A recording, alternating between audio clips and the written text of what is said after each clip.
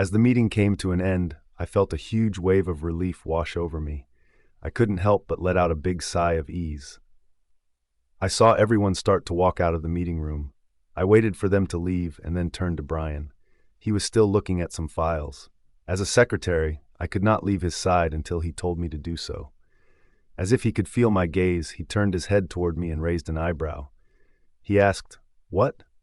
"Nothing." He got to his feet suddenly. I was not ready for his sudden action, so my body got imbalanced. Nevertheless, in order to keep myself from falling, I firmly grasped the edge of the table. I had felt enough embarrassment for today. I did not want to feel more. He walked past me without giving me a glance and made his way to the door. I turned around and began to follow him. My thoughts regarding the mate bond, which had been going through my head, caused me to halt my steps. I think it's the best idea to talk to him about it right now, I thought, following him till he entered his cabin. After closing the door of his cabin, I turned my attention to him. I saw him walk to his chair. I spoke out. "Alpha, I need to talk to you." "About what?" he asked. He was about to sit in his chair. I replied, "About the mate bond." His steps froze as if he did not like the topic of my conversation. Or perhaps he hated it. He turned around to face me and asked, "What about it?" I took a deep breath and said, "I am asking if you have found the solution." "What solution?" "The mate bond between us. We can't be bonded with each other like this forever, right? So I thought about the solution to break it." The moment I let out my thoughts, his eyes darkened. I immediately looked away from his dark gaze. Why was he frightening me? Did I say something wrong? Didn't he also want the same? My eyes were on the floor as I waited for him to say something about it. Instead of his voice, I heard his shoes tapping on the floor, indicating that he had started to walk. In a few seconds, I realized he was coming in my direction. I raised my head and looked at him. He looked somehow angry. Why? As soon as I noticed that he was getting closer, I took a step back. The door was not far away from me. As a result, my back was pressed against the door the moment I took a step backward. I gasped when he rested his right hand on the door next to my head. He lowered his head to reach my level and asked, "What did you just say? You want to break it?" His hot breath touched my face as he spoke out. His scent touched my nostrils, making me crazy, as if, in no time, my body would press against his without my permission. "Stop it, Sophia. Focus," I told myself and raised my head to look at him. I was shocked when I found him too close to my face. Our faces were inches apart from one another. Yes," I mumbled, while trying my best to let out the word. A frown formed on his face as he asked, "Where was your this concern when you came to ruin my engagement in front of my guests and my fiancé's family?" His fierce face trembled my heart. Though he had just asked a simple question, when he said, "my fiancée," I did not feel well. I averted my gaze from his attractive face and turned my head to my right side. That time, my wolf took over me. If I were in my sanity, I would have never done that. "Oh, really?" I heard his mocking tone. I immediately turned my head to face him. Shockingly, my nose brushed against his. I clutched my dress tightly in an effort to bring my pulse rate under control, which had begun to quicken. Did every single person feel the same for their mate? Then how did they resist the feelings and reject them? To my surprise, he did not move back. Instead of doing that, he shifted his nose to my cheeks and moved to my ear. The touch of his nose on my skin felt blissful. I shut my eyes tightly. No, I am not supposed to feel this way.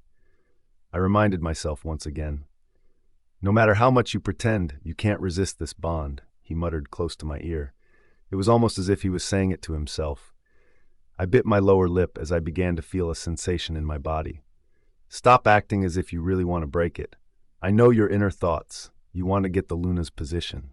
I froze because of his words. Just listening to his harsh remark was enough to wash away all of the sensations that had been building up inside of me. I opened my eyes and took a deep breath. I attempted to push him by placing my hands on his chest. I did not want to listen to him anymore, but my push did not move him even a little bit. It appeared as though the push had caused him to get enraged, as he then placed his other hand on my left side and caged me between his arms. My eyes widened. He moved his head to gaze at me. I looked into his eyes. Suddenly, a smirk appeared on the left side of his mouth, and the dusk that had been lingering inside his eyes began to fade away. There is no way to break the mate bond except by rejecting you as my mate, which I will never do. I let out a loud gasp as my eyes stared at him. As if he enjoyed my response, his lips curved up into a mischievous grin, which became more prominent and deeper as he continued to observe my reaction. His devilish look made my knees shake. What did he mean by saying he would never do that? Was the reason behind it only to keep his throne in his hands? I knew I would never survive the rejection either. But still, I wanted to ask why he would never do that. Why?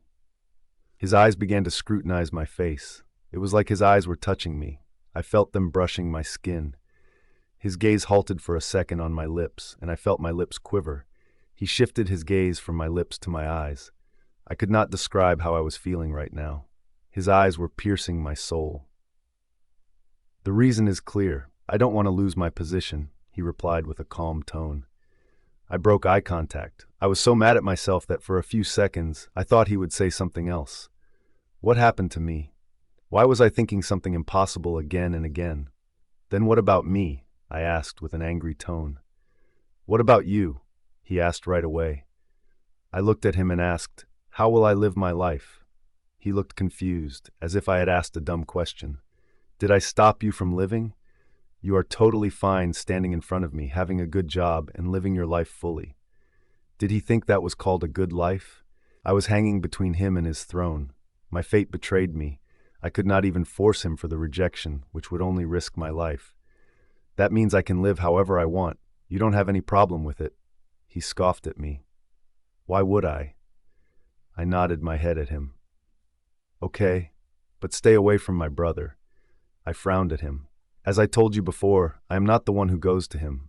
That scumbag comes to me for saying sorry for the cheating he did, but who will believe in me? You think me a cheater and your brother a good man. He glared at me, demonstrating that he did not like how I was talking about his little brother. I guessed he really cared for him. As a big brother, he wanted to protect Bruce from me.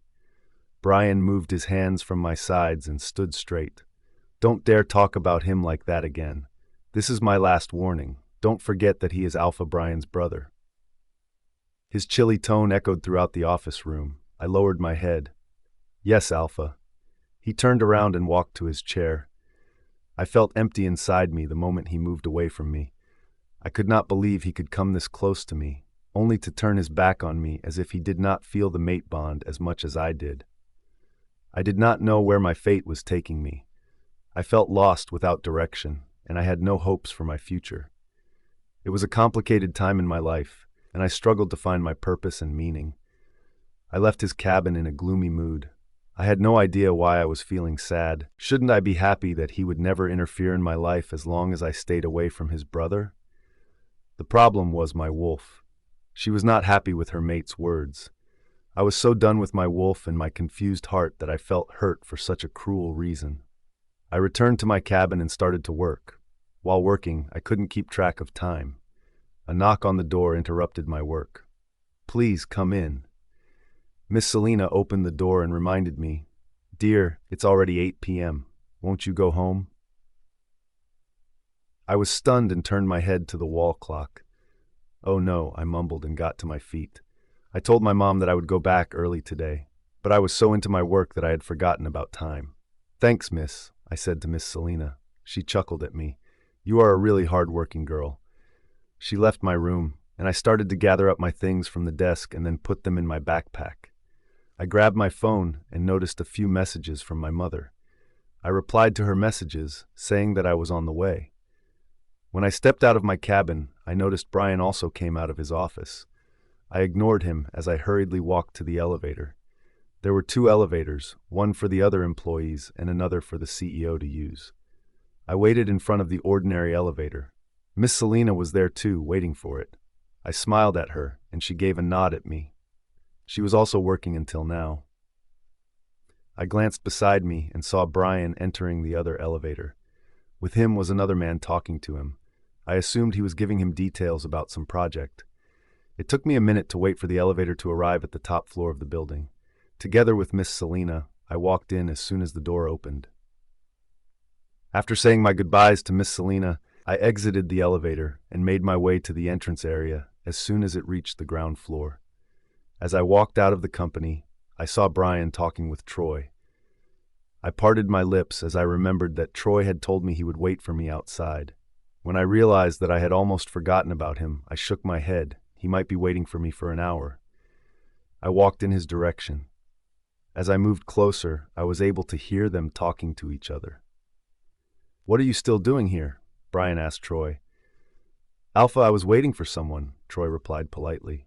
At that time, his eyes fell on me and he said, "There she is." Brian turned around to look, and his gaze met mine. Brian frowned at me as if he did not expect me to be the person Troy was waiting for. I shifted my attention to Troy, who smiled at me. I stopped in front of him. "I'm sorry for being late." "It's okay," he replied to me. Brian turned to Troy and asked, "You know her?" "Of course, Alpha. She is." "Let's go, Troy. We are getting late." I cut him off. He glanced at Brian and bowed to him. "Permit me to leave, Alpha."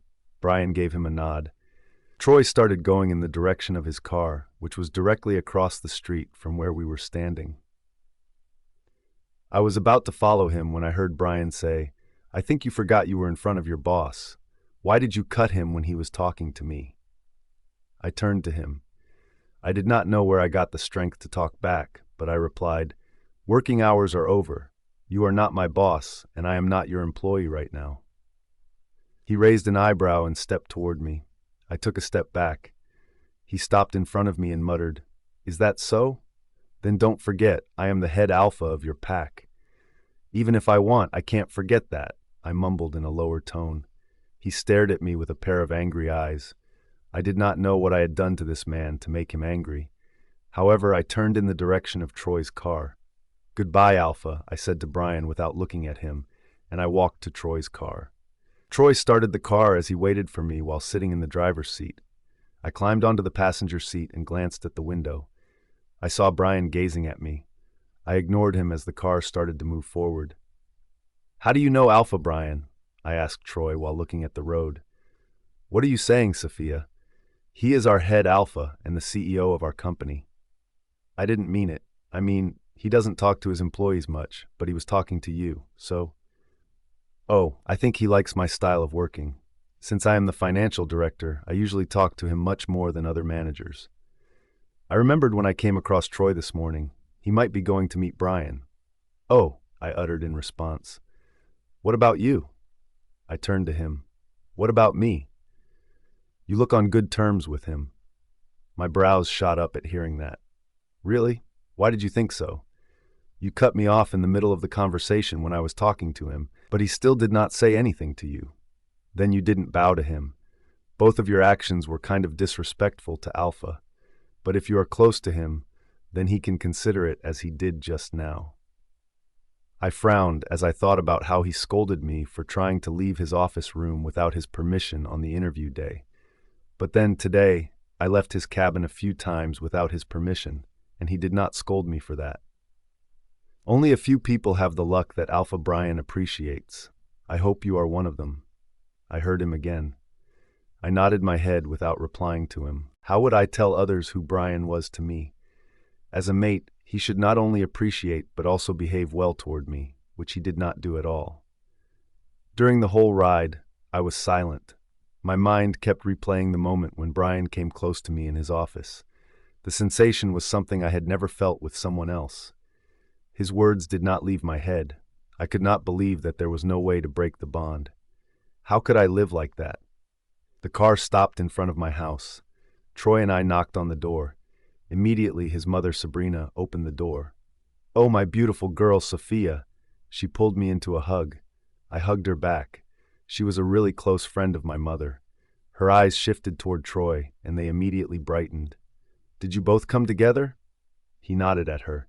She chuckled and stepped aside to let us enter my house. "Where is Mom?" I asked her. "She is in the kitchen. Go and freshen up. I'm going to inform her that two have come." "Okay." I went to my room and took a quick shower. I put on a yellow t-shirt and a long white skirt. Then I left my room and went downstairs. I saw my mom sitting with Aunt Sabrina and Troy on couches. They were all talking to each other. When they noticed me, I went to join them. Aunt Sabrina told me how her husband died a few years ago, but then my mom supported her. She said my mom was like her sister, so she cared for my mom a lot. I felt happy that my mom had good friends. During the dinner, Aunt Sabrin asked me, "You are 18 now. Have you not found your mate yet?" I bit my lower lip and shook my head. No. Though I had a mate, I was forbidden to reveal it to others. Aunt Sabrina glanced at her son and said, "Troy also hasn't found his mate." I could understand where the conversation was going. I finished my food hurriedly and stood up, then said, "Mom, I am going to wash my plate." When I walked to the kitchen, I heard Troy's voice behind me. "I am also done. I think I should help her." I entered the kitchen with Troy following me. The situation was awkward. We were washing our dishes silently. We could hear our mother's laughter and conversations coming from the dining room. Troy broke the silence as he spoke out. "Please don't mind her. My mom is just worried about my future. But I don't have that kind of intention to come here." I looked at him and felt relieved after hearing him. "That's good for me." He extended his hand and said, "But we can be friends, right?" I glanced at his hand and nodded my head. "Yeah." I accepted his hand and replied, "Friends." The following day I woke up early, as usual. I went to my university in time to attend my classes. During the break, Sarah and I strolled around our campus while talking to each other. "So he said he would never reject you?" Sarah asked me. Why?" "He said he doesn't want to lose his position," I replied while looking at a few girls who were roaming around Luisa. Everyone was giving her too much attention because she had just started the internship at the Morrison group. Luisa did not fail to grab more attention as she told everyone how the first day was and how everyone was so nice to her. She even lied, saying that Brian himself congratulated her for winning the competition. "I think he lied to you," I heard Sarah. I turned my head to her and asked, "What did he lie to me about?" Sarah chuckled as she thought about something and walked to the benches close to the basketball court. We sat on a bench to have some relaxing conversation. "If my guess is not wrong, then he did not want to reject you for himself." "What?" "Yeah. Can you resist the mate bond?" "No, right? Then he is not different from you. He surely feels it too, so I think he also doesn't want to break it." Looking at the boys who were playing basketball, I shook my head. "Not at all. Have you forgotten who you're talking about?" "Yup, the alpha Brian Morrison. But at the end of the day, he is a wolf who wants his mate." I closed my eyes and felt the sunlight over me. I took in the fresh air inside me as I deeply breathed in. I don't like him, nor did he. I always thought there must be a solution since both of us don't want the bond. But when he said that there was no hope, I felt broken. I mean, what now? Will I be alone forever? Sarah wrapped her hands around me and hugged me tightly. "Don't worry, baby. He will be your boyfriend soon." I pulled away from the embrace and looked at her. "What? No way." She cleared her throat and wiggled her brows. "What about getting another boyfriend and showing your arrogant mate that you have a boy who wants you?" I rolled my eyes and laughed at her words. That man can never feel jealous. In fact, talking about him, I feel like I am desperate for him. I am not. It's just my wolf. I paused when my eyes fell on Luisa coming in our direction. My eyes shifted to the man she was following. "Why is Bruce coming here?" Sarah mumbled with a scowl on her face. I looked away when Bruce's eyes met mine. "Bruce, please, listen to me. Why are you doing this to me?" Luisa shouted at him when he ignored her. Everyone around them was stunned. Sarah and I glanced at each other and then got to our feet. The atmosphere did not stay calm as Bruce's steps halted. He slowly turned to Luisa, giving her a furious glare. Luisa realized what she had just done. No one had the audacity to talk to Bruce like that on our campus. Luisa strode to him and started to tear up. "Bruce, I am so sorry. I did not want to do something like that. I just want to say, why are you behaving like this? Why are you still angry with me? Didn't you say that I knew your desire really well? Then why are you not coming to me?" Bruce glanced at me when Luisa had just said that. I scoffed and rolled my eyes intentionally. "Both of them are cheaper," I uttered under my breath. I grabbed Sarah's hand and said, "Let's go from here." She held my hand and muttered, "Wait, let's see that fake princess's downfall." I think Bruce did not want her to say such a thing in public. That shameless girl is going to get scolded for her nasty desire. I was about to say to her that I did not want to, but I stopped when I saw Bruce push Luisa in front of everyone. Luisa almost fell to the ground, but her friends saved her from falling. "How dare you come to me?" Bruce yelled at her. I was shocked by his yell. He was a calm guy. I had seen him only a few times this angry. The last time I talked about my mate, he got angry like that. In the last month, he did not come across to me much, as I never wasted my time on campus and went to my job after attending my classes. "Bruce, shut up." Luisa jerked at another yell. She started to cry. I could see she was not faking it. For a moment I assumed she was really in love with him. "Stay out of my sight. If I see you around me again, the internship that you flew for, you will lose it in no time." Luisa's eyes widened. She immediately shook her head and tried to reach his hand. "Don't do this. I got that with my hard work." I almost laughed at her words, but I frowned when I heard Bruce say, "Yeah, I know how hard you work on that project. Stealing someone else's work is really called working hard." Luisa's eyes could not be wider. Everyone around her let out gasps. I was surprised that Bruce believed me that day when I told him about it. On the other hand, Luisa shook her head. "Who told you this?" She turned her head and looked at me. She pointed her finger at me and said, "She told you that, am I right? She is a liar, Bruce. She wants to keep you away from me." I got mad at her. Why did she drag me into their private conversation? I walked to her and looked around everyone. "Did you all hear what Bruce Morrison has just said?" Everyone was silent. Many of them were not sophomore year students, so they did not know Luisa much. They were just aware of the fact that she had won the competition and received the first prize. As soon as they found out that she had cheated on it, they started giving her a look that was filled with disdain. "You are lying," Luisa said with an angry tone. "But I didn't say anything today. You are the one who dragged me," I replied. "You bitch!" She rushed to me as if she were attacking me. Her behavior astounded me. She looked like a mad woman. Before she could get to me, a hand grabbed my wrist and pulled me. Bruce pulled me behind him and gave Luisa a stern look. Luisa was startled by his action. "Bruce, if you dare to touch her or even think to harm her, no one will be worse than me." I glanced at Bruce, who looked infuriated, then shifted my gaze to Luisa, who looked in disbelief. "Why do you still care for her? She broke up with you." Bruce released my hand, went to grab her jaw, then muttered, "It's all because of you. I was a fool. That's why it all happened." Sarah approached me and whispered, "Perfect. She has just spilled up everything with her own mouth." I noticed the crowd around me. It was getting more prominent than before. Students started to capture whatever was happening there on their cameras as they recorded video on their phones. Looking at how Bruce grabbed Luisa's jaw, it reminded me of his big brother. Brian also grabbed my jaw and hurt me the day we realized our mate bond. I pushed my thoughts aside and grabbed Bruce's hand. "Bruce, leave her." "No, I will break her jaw today." I pulled him away from her. "What's wrong with you? You can't charge at a girl like that." Bruce looked at me and asked, "You are still thinking about her after what she did with you? But you have problems with only me, right?" I realized that he carried the matter in the same direction. I shook my head and replied, "She is no one to me. I would do the same if someone else were here in both of your places." Bruce nodded his head while looking at me, then left the place with a furious face. I glanced around me and saw people start to discuss me. Luisa looked broken, but more than that, she felt insulted in front of others. That time I realized that I was wrong. She was not in love with Bruce, but only after his reputation. "Let's go," Sarah mumbled. She held my hand and pulled me out of the crowd. Suddenly, I felt lighthearted. People would now believe that Luisa lied about the project.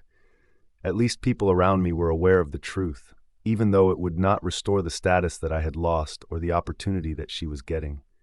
After attending his classes, Nolan made his way over to meet with us. "This weekend, I planned a hangout. You have to join us," he said to me. "You know how I am passing the days. I don't have time." He said this weekend. You can't deny us. Sarah tugged on my sleeves and wiggled her brows to persuade me. I thought for a moment and gave them a nod. "Okay, yes, then I'm going to tell my other friends," Nolan said it cheerfully. Wait, what? Other friends? Yeah, we should hang out in a group, Nolan replied. Sarah looked at my almost denied look and said, You can call your new friend Troy too. But he is in the same company as you. It would help if you had a good friendship with him. Otherwise, you will feel bored all alone at work. I thought about Troy. I accepted his hand for friendship last night. Should I invite him? Nolan cleared his throat and replied, If you want, you can. We should see if he is a good boy or not. Bro, he is my friend, not my boyfriend that you have to see. Oh, come on. We can't trust any guy. Friends are part of our daily lives, Nolan replied. Okay. I will tell him about it. Sarah and Nolan both looked happy that I would join them this weekend. I also felt that I needed a hangout. I left the university and headed to the company. When I arrived at the company, I saw that the atmosphere was not so relaxed. Everyone was rushing here and there, as if something had happened.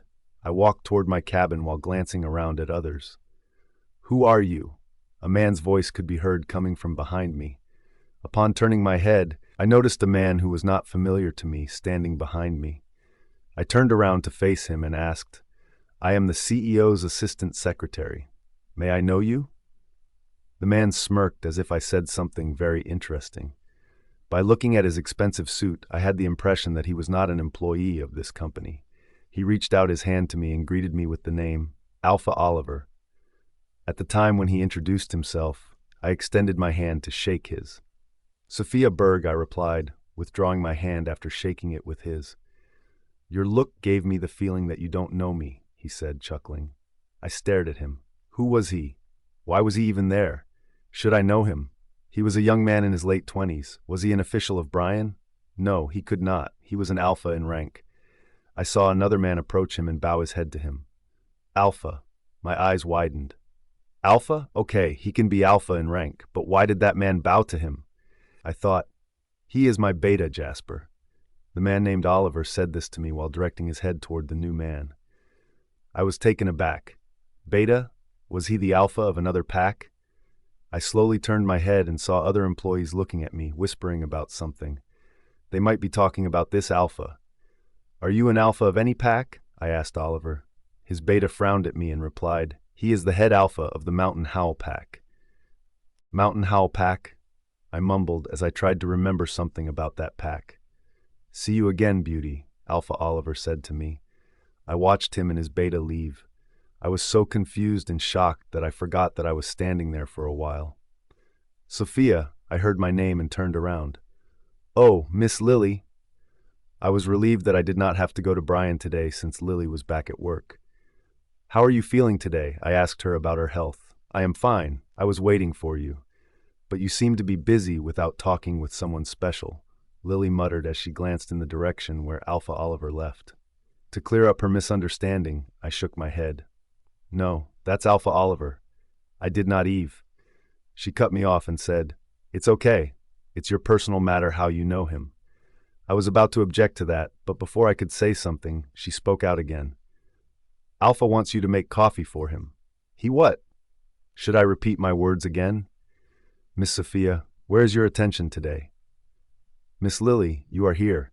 Why did he want me to make coffee for him? I asked, thinking that he would humiliate me again, just like yesterday. She felt offended by my question. Everyone knows that he liked my coffee, but still, he wants you to make it for him. I think just for today, she said while clearing her throat. Oh, okay. I turned my heels in the direction of where the coffee maker was. Bring it to my cabin. I heard her from behind. I turned my head toward him. Do you also want to drink coffee? No, he wants me to bring the coffee to his cabin. Oh, I see. Sure.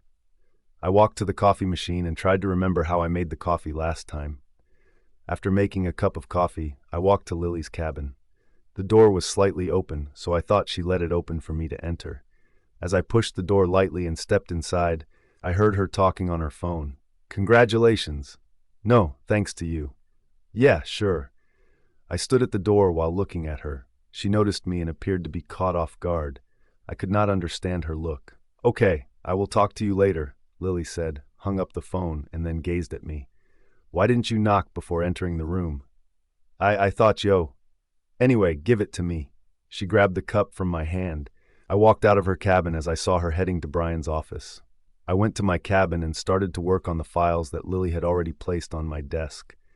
A few hours later, I stood up for a small break. As I walked out of my cabin, I saw the atmosphere was not so good.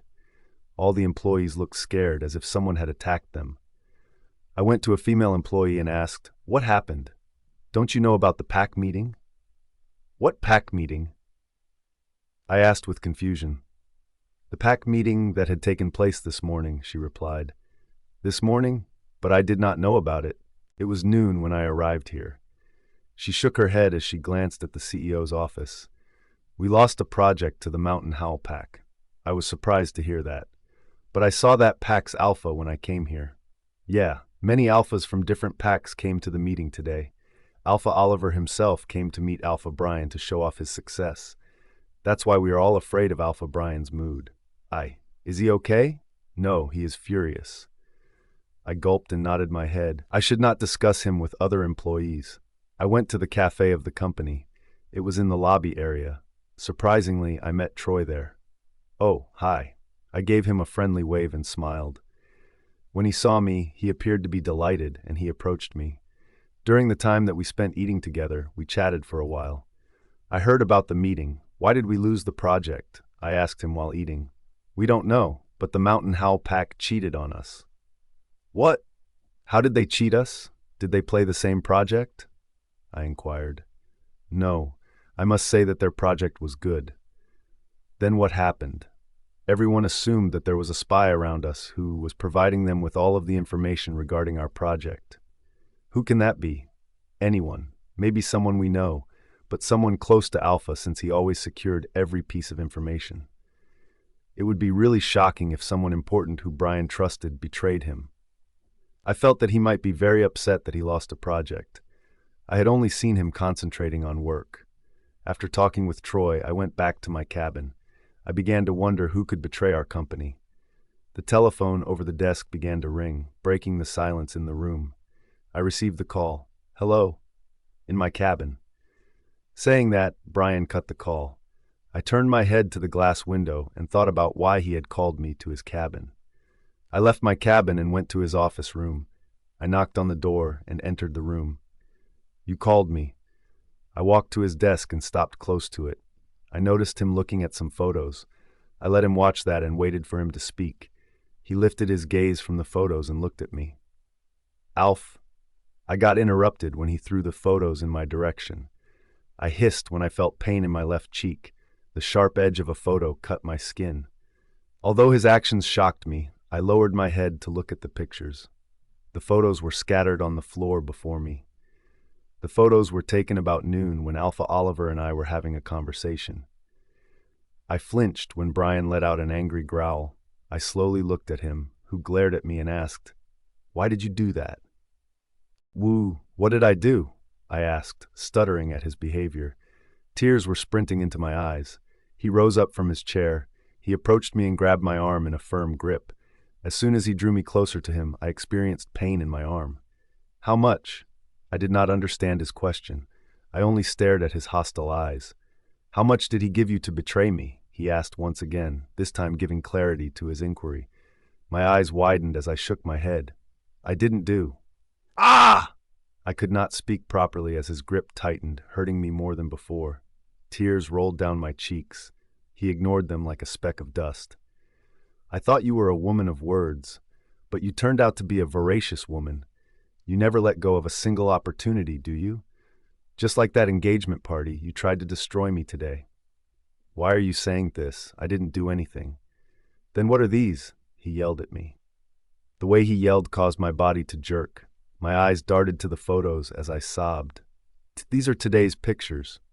"Exactly. Why is he talking to you?" "I don't know." He asked who I was and talked to me. He let go of my arm and chuckled at me as if I were telling a joke. In a matter of seconds, his chuckle transformed into a sarcastic laugh, and then it vanished entirely as his face became more ferocious. "Do you think everyone is after you? Who do you think you are?" I did not have any answers to his question. He did not believe me. "Are you thinking that I was the one who gave him the information?" He raised a brow. "Did I mention giving information? You yourself said it. Why did you do that? To destroy me? By just one project? What do you think? Who am I?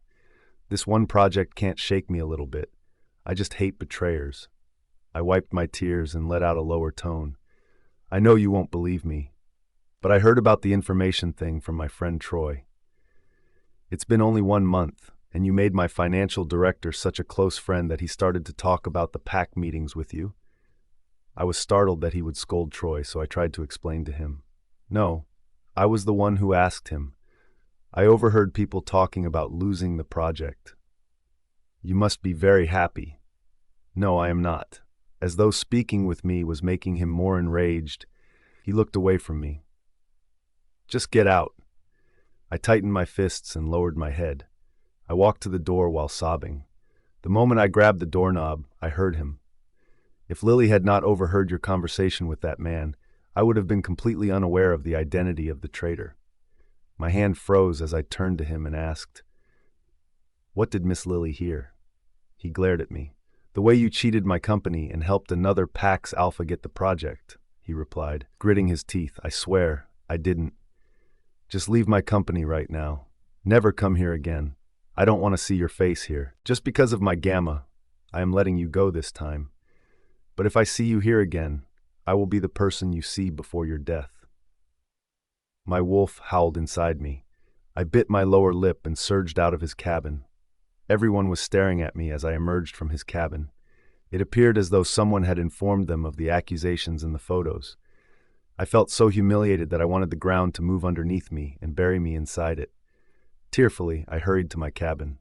No matter how much I wiped my tears, they streamed out of my eyes again. After grabbing my phone and backpack, I left my cabin. I sobbed as I tried to walk past others. When I went to the lobby area, people began to gather around me. "She is a traitor." I heard people talking about me. It hurt me. How would I make them believe that I did not do anything? I noticed Lily looking at me in the crowd. My legs froze. "Why did you do that to me?" I asked her in front of everyone. She was taken aback and she asked, "What are you saying? Why did you lie to Alpha? I didn't talk about anything with Alpha Oliver regarding any project." Lily pretended like I was lying. She looked at everyone and asked, "Why would I lie? I have been working for Alpha for so long." Yes. Why would Miss Lily lie? You are the one who disclosed our information to another pack." I saw Lily sneering at me. I remembered that I heard her talking with someone in her cabin. Could it be that she was the one? I was frightened by how other workers were accusing me and pointing fingers at me. My lips began to quiver as I found everything blurred around me. I blinked my eyes and tried to look clearly as tears filled them entirely. I tried to go outside, but the employees did not let me go as they started to humiliate me. I had never done anything in my life to bear this humiliation. "What is happening here?" Everyone heard a deep voice. They immediately moved away from me. I saw Brian coming in my direction. He took one look around and understood what was going on. "Why are you still here?" he asked me, making his voice loud so that others could hear him. I just stared at him without replying. This man did not believe me and let others humiliate me like this. Why did he hate me so much? I turned around and walked to the gate of the company to leave. She did not even bow to Alpha. I heard whispers behind me. With tears in my eyes and a shattered heart, I left the company. Third POV. It had been 3 days since Brian fired Sophia from his company. He was mad at her. He had observed her for a whole month through the window and was very impressed by her work skills. However, what she had done to his company with Alpha Oliver was something he could not take. Why did she do that? He even paid her more than enough. How much money did she want that she had to shake hands with another Pax Alpha? A knock disturbed his thought, and he permitted the person to enter the cabin. "Come in." The door opened and Troy, his company's financial director, entered the cabin. "Alpha," he said and bowed his head. Brian gazed at him. By looking at him, he remembered the night when he saw Sophia going with him. Troy had told him that he was waiting for her. "What happened?" Brian asked him, inquiring to know why he came here. "Alpha, I wanted to give you this file you asked for." Troy walked to his desk and handed him a file. Brian grabbed it and started to review the information inside the file. As Troy watched Brian checking the file carefully, he gulped in nervousness. Recently, Brian's mood was terrible, so every employee of the company was afraid of him. Last night, Troy was going back to his home when he got a call from Brian. He asked him to check on every employee's bank account. "Alpha, may I know why did you check on our accounts?" he asked in a lower tone, praying in head that his question would not offend his alpha. Instead of answering his question, Brian shifted his gaze from the file and looked at him. "How do you know Sophia Berge?" Troy was taken aback by the question. Everyone in the company knew that Sophia got fired from the company 3 days ago. Though people said that it was her who betrayed them, Troy did not believe it.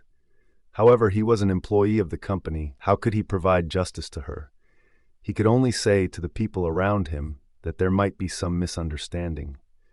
"She is my mom's friend's daughter, so we are family friends." Brian raised an eyebrow when he heard Troy. He thought Troy would say something else, or even if Sophia became his friend, the reason behind it would have been something else.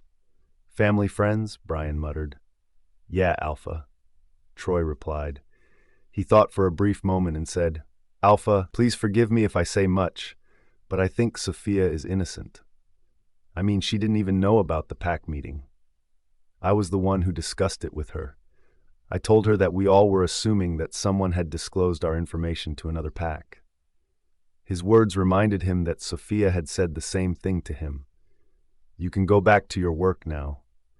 Brian's voice came out in a cold tone, which sent shivers to Troy. He bowed his head once again and left the cabin. Brian glanced at the door which Troy had just closed after leaving the room.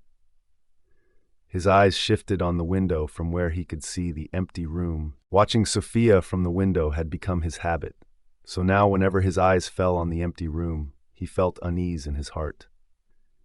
He refocused his attention on the file. As Troy told him a while ago that there might be some misunderstanding, he also felt that in these 3 days, for some unknown reason, his heart did not agree with the fact that Sophia had done that. Though Lily herself was the evidence of Sophia's truth, still something was urging him inside. Surprisingly, only a few people received a big sum of money last week. One by one, he reviewed every single employee's last transaction. His eyes paused on the account who got the largest figure. His eyes narrowed when he looked at the name of the account. Lily Jane. He grabbed his phone and dialed a number. When the call connected, the other person spoke out.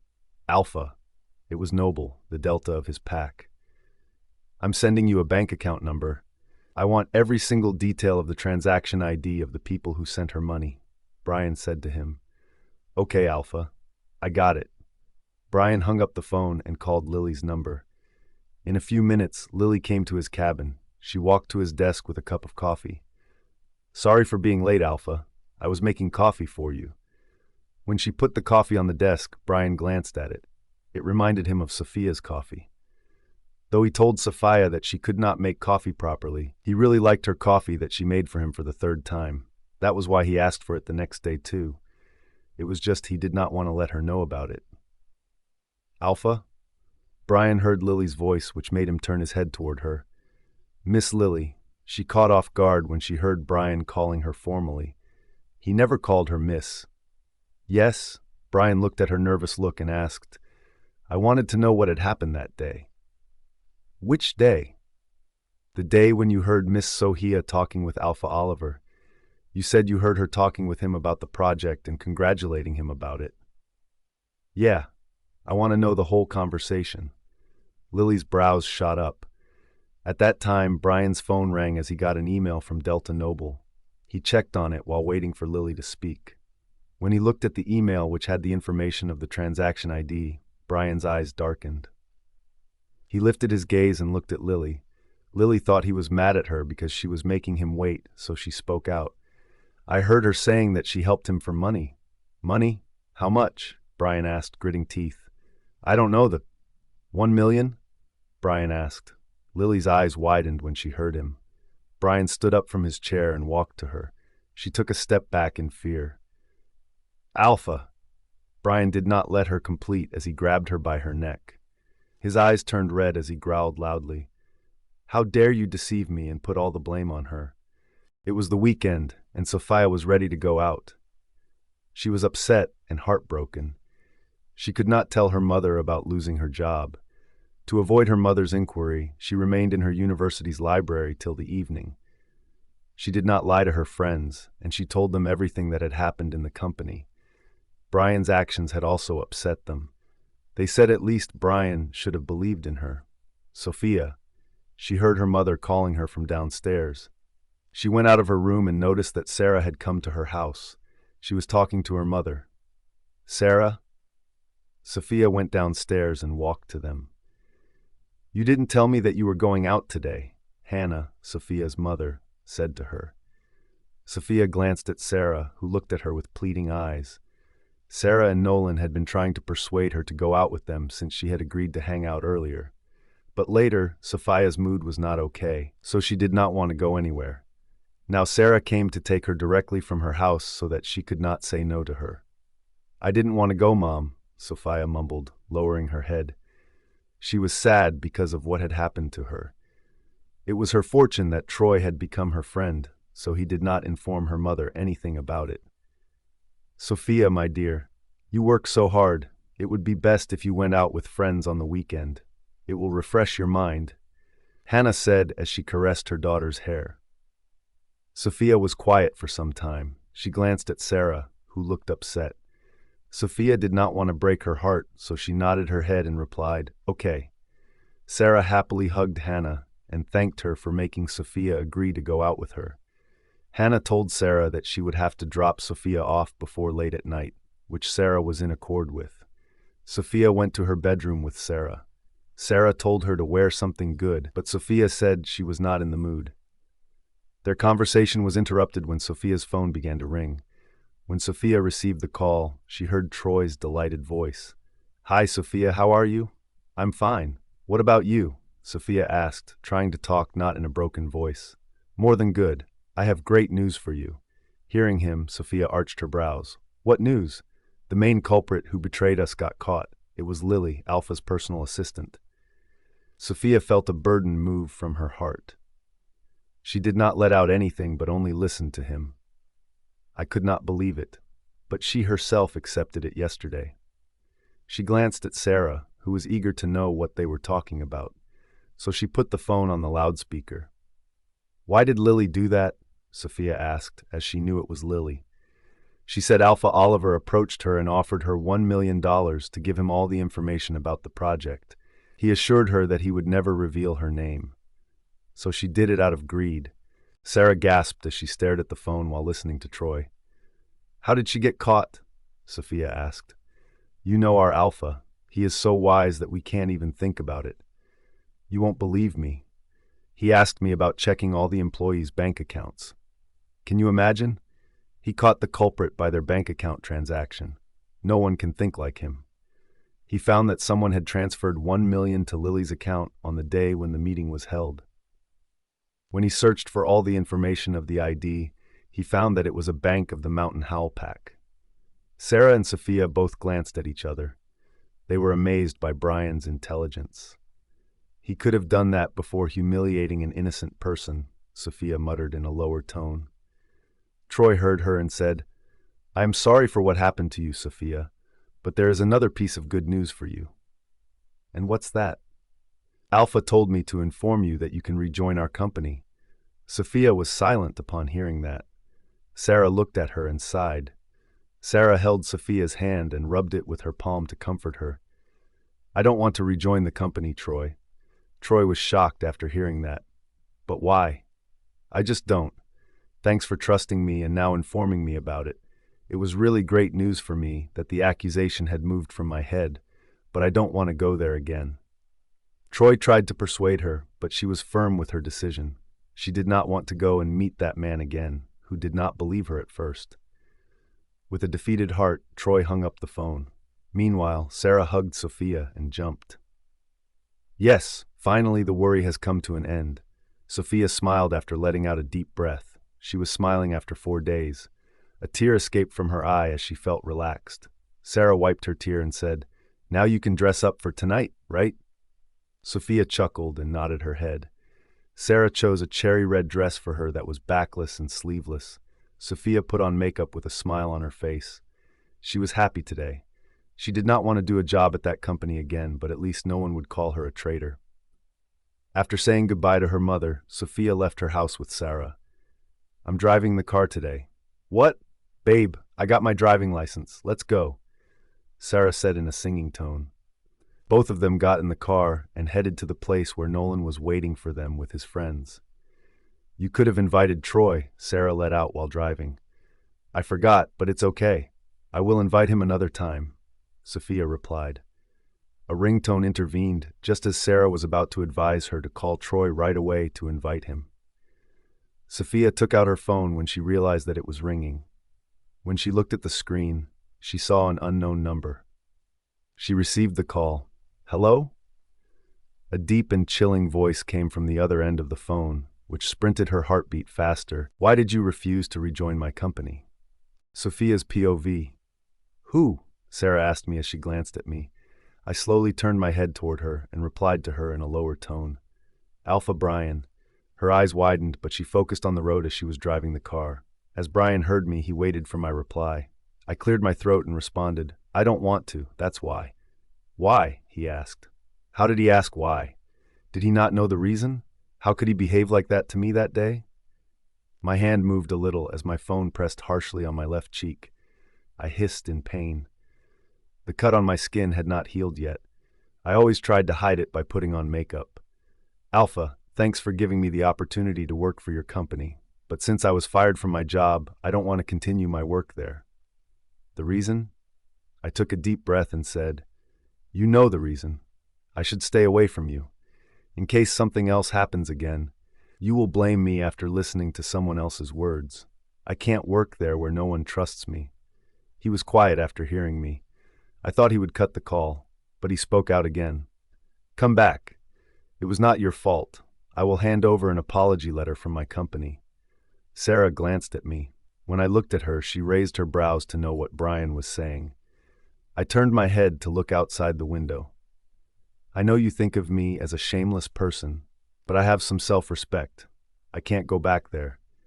After saying that, I did not let him talk and cut the call. What did he say? Sarah asked the moment I hung up the phone. Same thing. He wants me to go back to his company. Did he say sorry to you? I scoffed at her words. He and sorry? It's an impossible thing. I think he has never said sorry to anyone in his life. Then how did he ask you to go back? He was talking about an apology letter that his company would give me. Is he even serious? No, I can't believe it. How could he be so unromantic? I looked at her. She was still thinking about our mate bond. I only told her about Brian's firing me from my job. I did not tell her how he behaved with me. If I had told her, she would have understood that I and Brian had nothing like mates should have. During the whole ride, Sarah consoled me, telling me that I should teach Brian a lesson and make him come after me. I only laughed in my head. That arrogant man could never come after me. He did not care if I went to his company or not. I was sure that he only called me to fulfill his duty as CEO. He had no regrets about how he behaved with me that day. Sarah stopped the car in front of a fun factory center. Let's go. We will play a lot of games today. We entered the building and found Nolan with his friends. He waved at us. We went to them. Hello, guys, Sarah said to those boys. I assumed she had known Nolan's friends since she was his mate. She is our friend Sophia, Nolan said, introducing me to his friends. I smiled at the boys. There were 2 boys, and I found them familiar. I realized I had seen them in a few classes. We know her, one of them said. You look so pretty, the other boy said. Thank you, I replied to him. We went bowling together. One by one, everyone tried to hit as many pins as they could. Nolan hit all 10 pins, and we cheered up for him. I was not good at it, so I could not hit many. After playing some more games, Sarah suggested we go to a 5-star hotel. I had money, which I got from my salary, so I agreed with her. All of us headed to the restaurant close to the center. As soon as we arrived at the location, I took a look at the restaurant. With its vibrant lights, the structure appeared to be really stunning. The exterior was decorated with a charming appearance, featuring a small fountain and a variety of plants. As I entered the restaurant with my friends, I felt a powerful aura coming from inside. I looked around and understood that many alphas were there. Since it was a five-star restaurant, only high-class people could come here. Nolan asked for a table for us when we went to the reception area. "Would you like to take a cabin?" the receptionist asked. Nolan glanced at us. Sarah and I exchanged a glance. Then we looked around the whole restaurant. We saw that all the tables there were booked since it was the weekend. I nodded at Sarah, and she replied to the receptionist. "Sure." We received a nod from the receptionist, who then called for a waiter. The waiter made a motion with his hand and instructed us to follow him. When he led us to a particular area, we observed that there were a few private cabins there. "That's your cabin." The waiter opened the door and said to Nolan. My eyes went to a cabin just as I was going to pass it on my way to ours. My brows shot up when I saw who was inside the cabin. He was not alone there.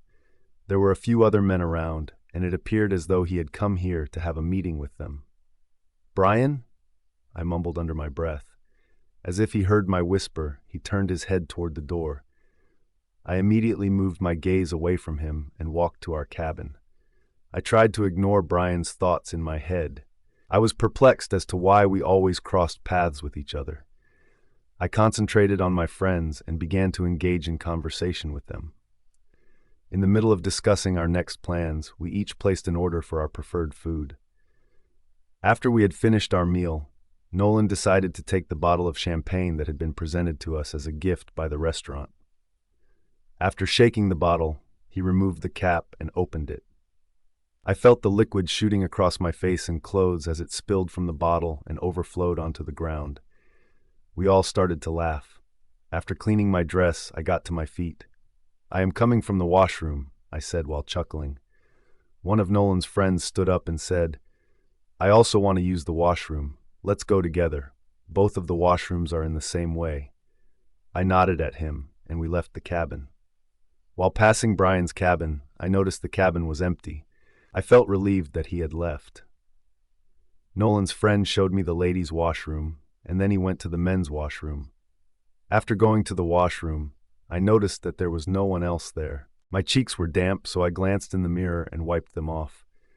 I realized that the wipe was exposing the wound that was on my left cheek. I sighed and leaned down to the sink. I washed my cheek. I thought I would have to apply makeup to my cheek once more in order to conceal the scar. Just as I straightened up and glanced at myself in the mirror, I let out a loud gasp. I saw Brian standing behind me, leaning against the closed door. "You!" I turned around to him with wide eyes. He looked at me with a calm face. "You almost scared me to death," I said as I placed my hand on my chest. My heart was beating faster, and my wolf was jumping inside. The two emotions made me feel strange at the same time. I tried to control my heart and compose myself. "What are you doing in the ladies' washroom?" Instead of responding to me, he moved over to me. I tried to take a step back, but I found my body pressed against the counter. "What are you doing here?" he asked as he stood in front of me. He was very tall, so in order to look at him, I had to raise my head. "I came here with my friends, but what's that to you? And who was that boy?" I frowned at him when I heard his question. "Which boy?" "The boy who led you to this washroom." It was my assumption that he followed me to this washroom. The boy he was referring to was Nolan's friend. That was my friend. He was silent. I could see his eyes looking directly into mine. I could not read them. I started to feel unease inside me from his profound gaze. "Why do you not want to go back to my company?" he asked. I sighed as I realized his reason for following me here. He could not take no as an answer, so he came here to force me to go back. "Alpha Brian, I'm requesting you. Please don't make my life harder again. I'm not after you or your brother. As you can see, I am happy with my life. I'm really enjoying it, so please leave me alone. I am not going back to your company to gain your attention again." I said what came to mind at that time. It was not my words, but his words, which he told me on the very first day of my job when I went to his cabin to return his suit jacket. His each and every word had pierced inside my heart, and I never forgot them. Suddenly, his gaze darkened as his eyes shifted from my eyes to my left cheek. I lifted my hand to touch my cheek, I turned to the mirror and saw that the wound was clearly visible now. I turned to him and said, "I think you should leave the washroom right now." I wanted to fix that by applying makeup again, which I could not do in front of him. I was stunned when he grabbed my hand and pulled it away from my cheek. "What happened there?" he inquired. I turned my gaze to him. He was observing my cheek. I tried to snatch my hand from his hold, but he tightened his grip. I asked what happened. I could not help but scoff at him. "Don't you know?" His gaze returned to my eyes as if he really did not know where the wound came from. "That day when you behaved so nicely with me, a photo touched my cheek to brush against it," I said with a mocking laugh. My words were sarcastic enough to make him angry. As if he was able to remember that day, his expression abruptly changed. I looked away from him and attempted to walk past him. However, I forgot that he was still holding my hand. He turned around and drew me closer to him. My body collapsed with his. With a horrified expression on my face, I placed my hands on his chest and looked at him. The closeness was too much for me. My wolf began to react within me at that moment. I shut her close inside me and asked Brian, "What are you doing?" He stared at me for a while. The look in his eyes was neither dark nor soft, but he did not speak. I had the impression that it was the silence before the storm.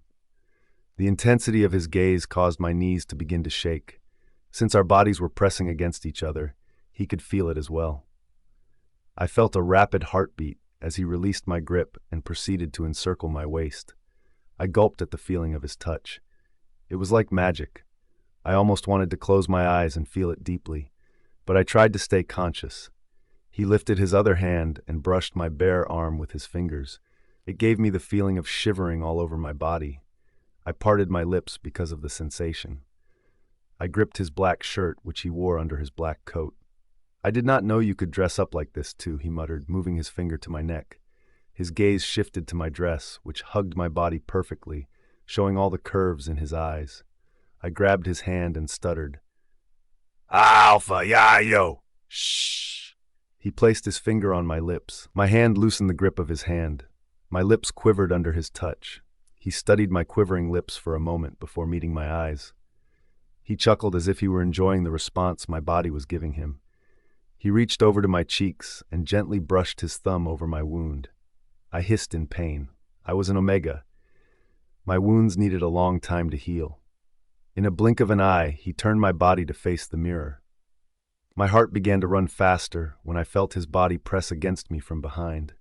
He leaned down on my neck. As he grasped my right cheek, he tilted my head to bring my left cheek close to his lips. I stared into the mirror with wide eyes. I almost stopped breathing when I saw him brushing his lips over my wound. I tried to move, but he firmly wrapped his other hand around my waist to restrain me from moving. "What are you doing?" I asked, trying to gather all of my strength to speak out. Looking at me through the mirror, he licked my wound with his tongue and replied, "Healing your wound." When he continued to lick my wound, I shut my eyes and remained silent. In the beginning, I experienced a slight amount of pain. However, as time went on, it started to feel strange. My body was almost completely numb as a result of a new sensation that occurred inside of me. As my heart rate increased, I squeezed the corner of the counter tightly in my hands. Because of the amount of pressure I applied to the grip with my fingers, my knuckles turned white. Upon opening my eyes, I let out a breath that was shaking. Without warning, my gaze landed in the mirror. I could see our reflections. Brian's eyes were closed. Upon observing his action of opening his mouth and kissing on my wound, my lips began to part. The color of my eyes changed to blue as if my wolf was trying to take me over. I closed my eyes once again when I saw he was going to open his eyes. I felt him moving from my cheek, but his body was still pressed against me. I could feel the warmth coming from him. I wanted to lean my head back against his chest as my mind lost its sanity from just processing the healing. It was too intimate, maybe more than a kiss. He was quiet. I reopened my eyes to look at myself. When his gaze caught mine through the mirror, I struggled to catch my breath. "What?" he asked. You were done," he said in a deep voice. I turned my head to look at my cheek in the mirror. To my surprise, my wound was healed. My eyes widened in shock. How powerful was he that he healed my wound in a minute? When he saw my surprised look, he chuckled and shook his head. His warm breath brushed against my bare neck. I felt tickled on my skin. "Thank you," I said as my eyes wandered to the sink. I tried to collect more words. Alpha Brian was here, and he had just healed my wound. It was more than shocking to me. I could not believe that this was all happening to me.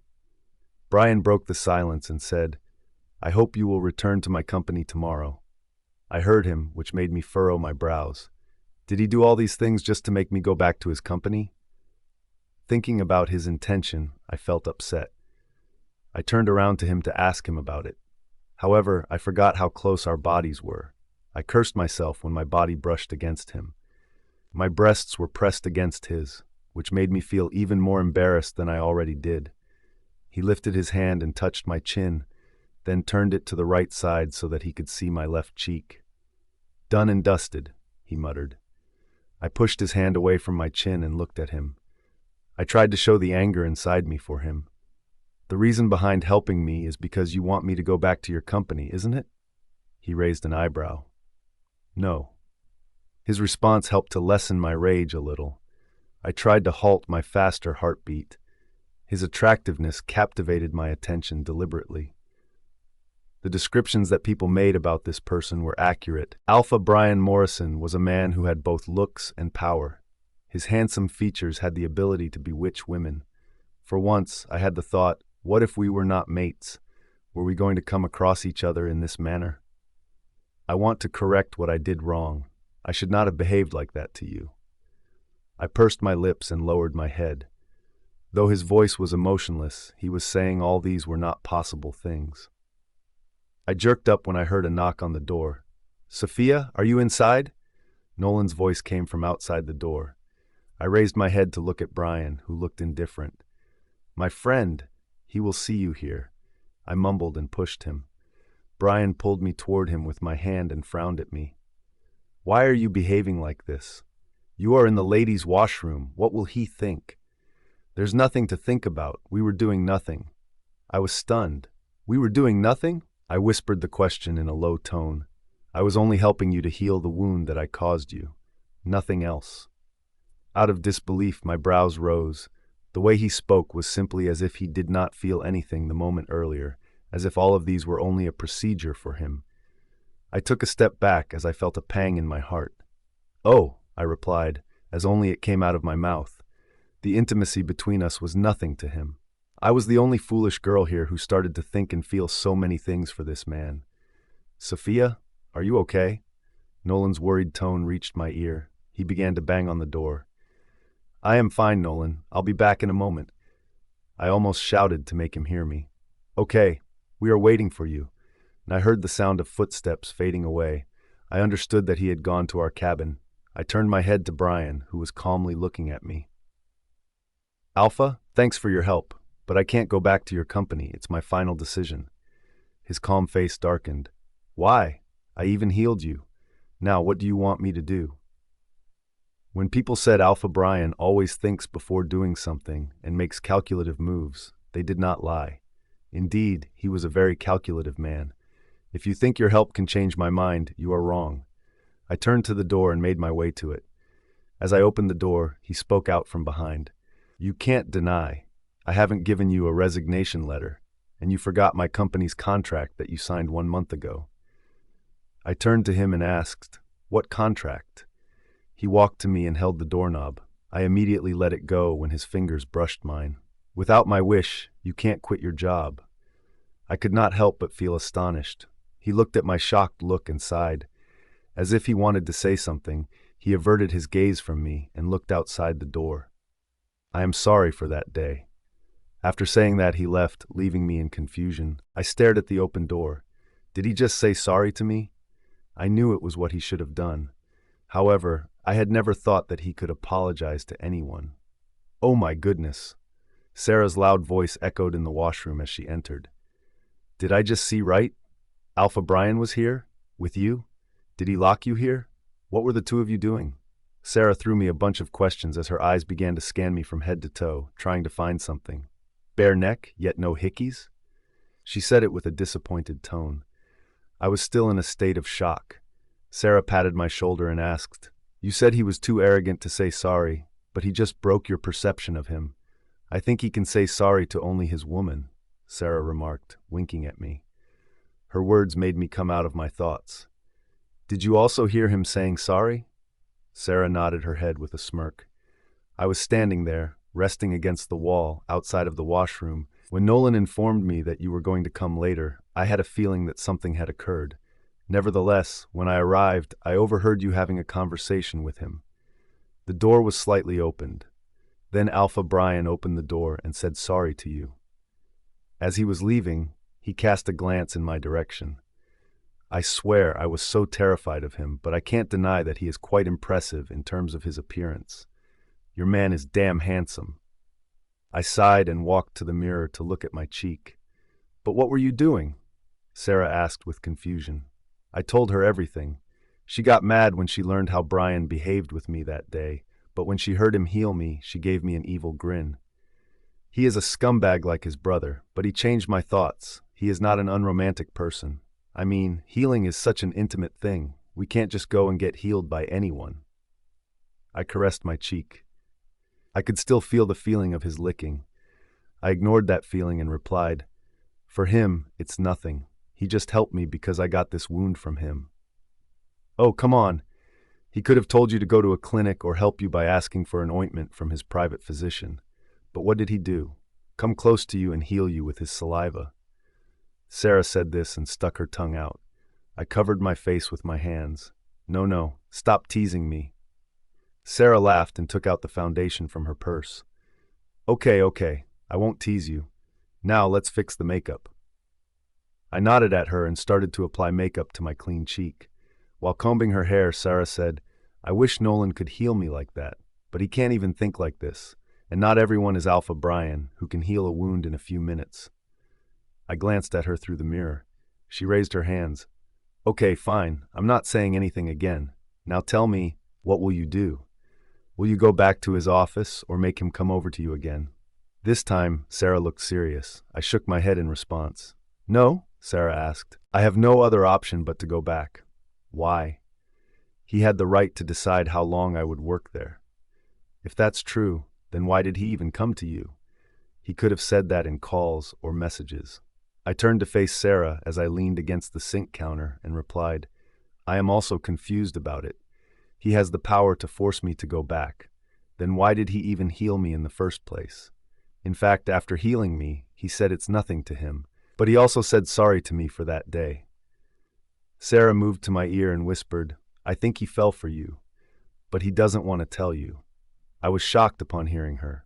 "Fell for me? No way. If he falls for you, what will you do, Sophia? Will you accept him?" I was completely taken aback by Sarah's question. Though I started to feel something strange around him, I could not say that I fell for him. I knew he would never fall for me either. I was his brother's ex-girlfriend. It would only create problems between two brothers. But then why did he behave totally differently today? He did not even insult me for anything, like he always did. "I don't know," I replied. After a while, we returned to our cabin. Others asked me what had happened. Sarah replied to them, saying that I was just fixing my makeup. As Sarah promised to my mother, she dropped me off at home before late at night. The whole night, I thought about Brian. My wolf got new hope from the closeness we shared today with Brian.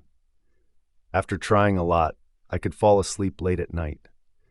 When I opened my eyes, it was late in the morning. I almost forgot that I would have to go to the company today. I would have to miss my classes at the university. I went directly to the company. I was nervous to enter since I had to feel a lot of humiliation last time. When I stepped inside, I saw people turn their heads towards me. They began to gather around me like last day, which scared me. "We are really sorry, Sophia. We misunderstood you." I heard from a man who was our executive manager. He handed me a letter and said, "From all the employees of our company, we are apologizing for ruining your reputation. We will take care of it in the future."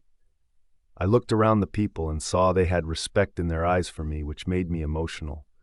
I thanked them and went to the top floor. On that floor, everyone congratulated me on my return and apologized for not trusting me. I was about to enter my cabin when Miss Selina told me that Alpha Brian had called me to his cabin. I took a deep breath and made my way to his cabin. When I knocked on the door, I heard his voice. As I entered the cabin, my eyes fell on him. I walked to the desk, avoiding his gaze. His eyes were reminding me of what had happened between us last night. "I hope my employees are treating you well," he said. "Yes, Alpha," I replied while looking at the floor. Since my personal secretary cheated on my company, I couldn't trust her anymore and fired her with papers. I knew he was talking about papers for me. I need a trusted person who is suited for the position, so I thought about it a lot. I quietly listened to him without replying, but his next sentence made me lift my head with a stunned look. "From today, you will be my personal secretary." "I'll be what?" I asked with wide eyes. He gave me a bored look as if he did not like my reaction, but not everything would be what he wanted. "I can't be your personal secretary," I told him after taking a long breath. Being his assistant secretary was enough for me to live in hell. How would I survive if I had to work with him every day? Personal secretary meant I would have to do a lot of additional work for him, such as making coffee, going everywhere with him to attend meetings, going on international trips, and even I had heard Lily had to accompany him to club parties. No, I can't do all those things," I mumbled under my breath as I shook my head. "Why are you overreacting?" Hearing his cold tone, I frowned at him. "Alpha, I can't accept this position." "Why?" I want a reason. I thought for a moment about a bunch of excuses and started to speak. "I am not capable of this job. That's me who will decide it. As you can see, I have to rush from my university to this company. It would be tough for me.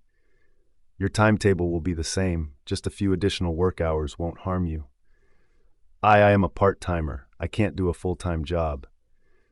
"You will get a higher salary.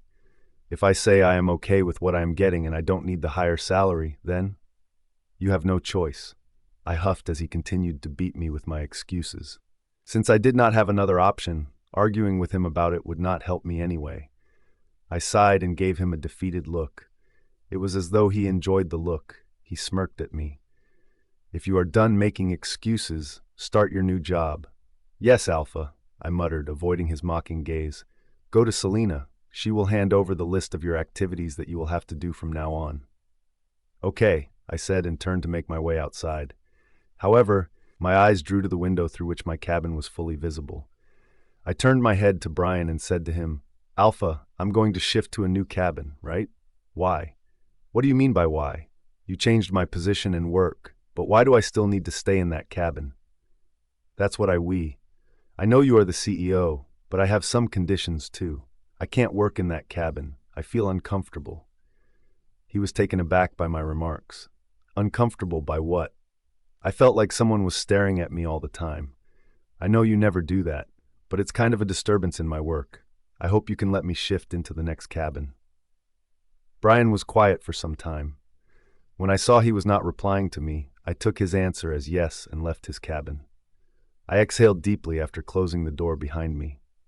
I started to walk and tried to find Miss Selina. When I found her, she waved at me. I walked to her. She handed me some documents, which I guessed were the list of my activities as the CEO's personal secretary. I did not go to my cabin. Instead, I went to the cabin that Miss Lily used to use. I started reading the terms and conditions of this position as soon as I sat down on the chair that was located behind the desk.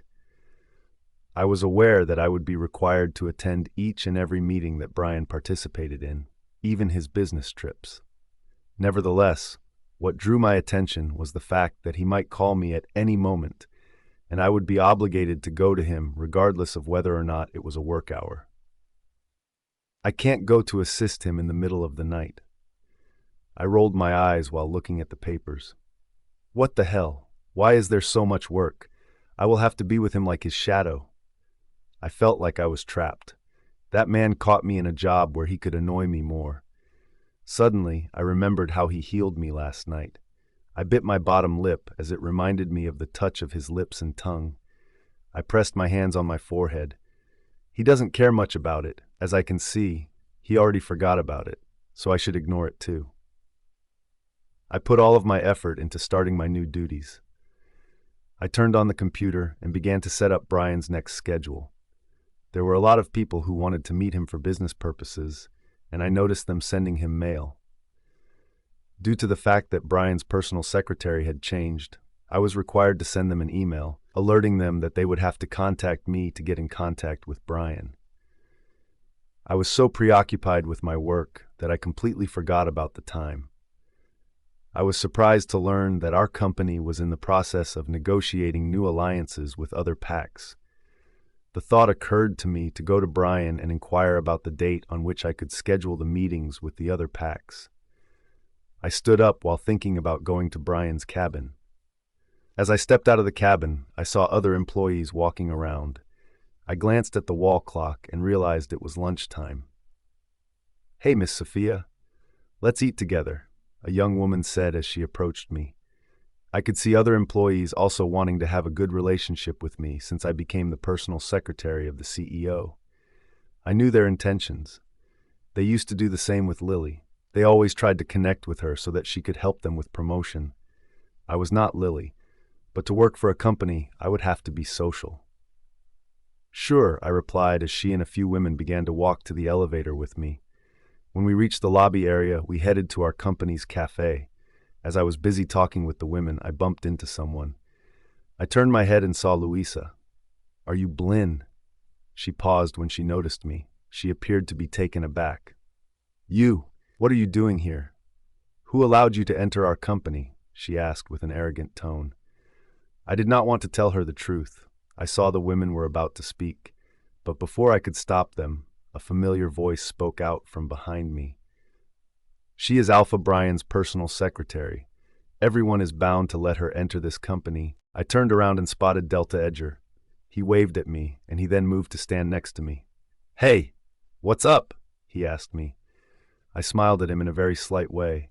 It had been a very long time since I had last seen him. The other women who were standing close to me appeared stunned as they looked at him. Meanwhile, Luisa frowned at Edger. "What nonsense? She and the personal secretary? Alpha Brian will not even allow her to be his maid. Making her personal secretary is something impossible." Luisa stated it arrogantly and folded her arms. She looked at me and asked, "Who is he?" "You lied to him by stating that, didn't you?" "Why do you care? Just leave me alone," I replied, trying to walk past her, but she took hold of my hand and refused to let me move from my position in front of her. "What you did that day on campus, I haven't forgotten it yet." She looked at the women from head to toe who were beside me. "What are you doing with this girl? You don't know anything about her. She was Alpha Brian's brother's E. I think you are talking too much right now. What is your level?" She was interrupted by Edger, who then grabbed my hand and pulled it away from her grasp. The actions that he took infuriated Luisa. "Who the hell are you?" "The Delta of your pack," Edger replied, glaring at her. Within a split second, Luisa's pupils drew together. She gave the woman, who was standing close to me, a quick glance. They had already lowered their heads. At that time, a few women rushed to Luisa. "Luisa, what are you doing here?" They turned their attention to Edger and greeted him. "Delta Edger." Edger did not move his eyes away from Luisa. Luisa experienced trembling as a result of his dark gaze. The moment she realized what she had done, she immediately dropped her head in embarrassment and stammered, "I am really sorry. I had no idea who you were until right now." "So that reason can give you approval to do whatever you want to anyone. Who do you think you are? Some princess of another pack?" This made Luisa feel humiliated. She gave me a look. My gaze was fixed on her, and I did not show any sign of emotion. I guessed she was having a bad time running. She had only received humiliation from others in the last few days. I would say it was her karma. She never failed to make an effort to target me, but she ended up insulting herself instead. "She is a new intern here," I said to Edger. "Do you need me to complain to Alpha about how she behaved with his secretary?" Edger asked me. "No, let it go. As you wish." Edger disregarded Luisa fully and began to talk to me. I walked past Luisa, not creating any scenes there. But I was concerned about one thing. My job was brought to her attention. It was impossible to predict how she would stretch out this incident at my university. Who knows what she will spread on campus, I thought. I found myself alone with Edger as the women who were accompanying me went to fetch their lunch. I watched them leave me alone. "Why didn't you teach her a lesson?" Edger asked me. "She used to be my best friend, and then she cheated on me with." Upon realizing that I was about to bring up Bruce, I stopped talking. "What?" "Nothing." Edger did not force me. We walked to a table. I saw Troy. With an earnest grin written all over his face, he was on the verge of approaching my table. However, he was taken aback when he laid eyes on Edger. He greeted him. "Delta Edger." "How are you, Troy?" "All good. You are here. It comes as a surprise. What is the current state of affairs in the pack house? Is everything okay there?" With great attention, I looked at Edger. Was there truly something that took place? "I came here for some business." "Oh, see you later then." Troy then turned his attention to me after he had finished speaking to him.